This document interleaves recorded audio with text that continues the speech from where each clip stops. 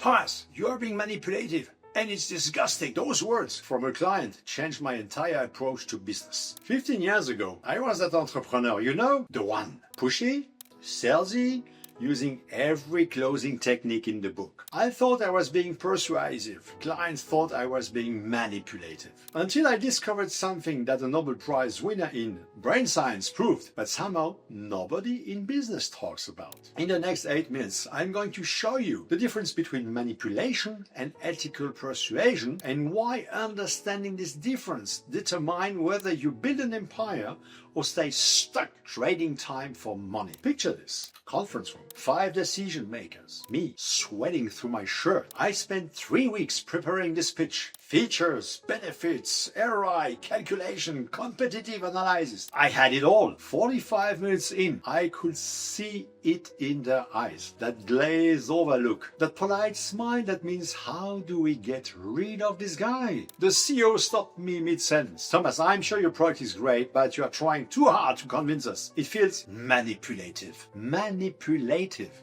That word hit me like a punch to the stomach. I wasn't trying to manipulate anyone. I was trying to help them. But something was fundamentally broken in how I was communicating. I lost the deal. Big money. Psst, gone. But worse than losing the money was the thought that haunted me. What if I'm actually bad at this? What if everything I learned about selling is wrong? Turns out it was. So I did what any obsessed entrepreneur would do. I went down the rabbit hole. No sales books, no marketing courses, neuroscience articles, journals, books. And I found something that blew my mind. In 2002, Daniel Kahneman won the Nobel Prize for proving that humans don't make rational decisions. They make emotional, instinctive decisions and they rationalize them afterward. Think about that. A Nobel Prize for proving that everything we learned about selling is backwards. But here's where it gets interesting. I found research from Dr. Paul MacLean, about the Triune brain. 3 brains in one. The rational brain, what I was selling to. The emotional brain, what I was ignoring. The primal brain, what actually decides. And then I found the work of Dr. Antonio Damasio. He studied people with damage to their emotional brain centers. You know what he discovered? They couldn't make decisions at all. Not even simple ones like what to eat for lunch. Without emotion, without that principal instinct, the rational brain is useless. That's when it hit me. I wasn't being manipulative. I was being irrelevant. I was speaking to the wrong part of their brain entirely. So I tried an experiment.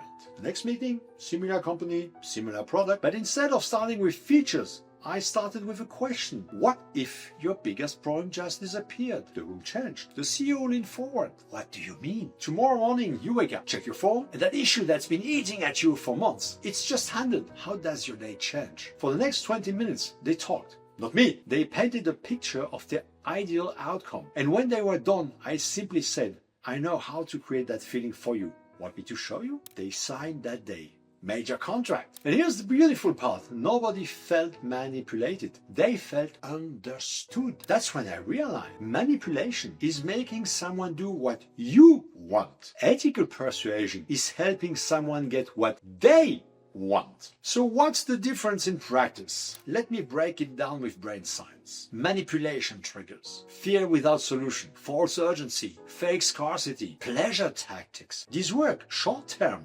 because they trigger the amygdala, the fear center, but they destroy trust and create buyer's remorse. Ethical persuasion triggers genuine understanding, authentic urgency, real deadline, transformation vision, reciprocity and value. These work forever because they engage the entire brain, primal, emotional and rational, in harmony. Here's my framework. I call it the Make Me Great system. And meet them where they are. Don't start with your solution. Start with their current reality. Acknowledge their frustration, not the surface problem. The 3 a.m. can't sleep, stomach churning frustration.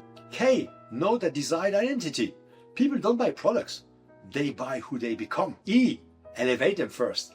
Give value before you ask for anything, always. When you do this, something magical happens. They stop seeing you as someone trying to take from them. They start seeing you as someone trying to elevate them. This shift changed everything.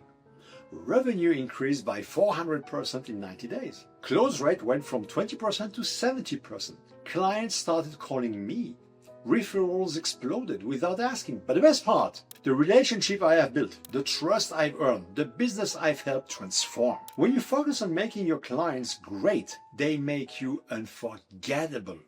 You can keep trying to convince people with logic. Keep being seen as pushy or salesy. Or you can learn to speak to the decision makers. I want to help you make that shift right now.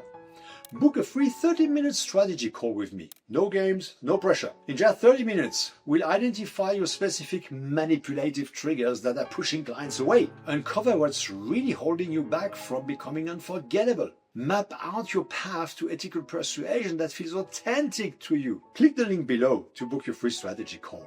And comment below, have you ever been called too salesy when you were genuinely trying to help? Because if you have, you are probably making the same mistake I was, speaking to the wrong brain. The difference between manipulation and ethical persuasion is simple. One takes, the other elevates. Let me show you how to elevate. Book that call. Remember, make them great and you become unforgettable. See you on the call.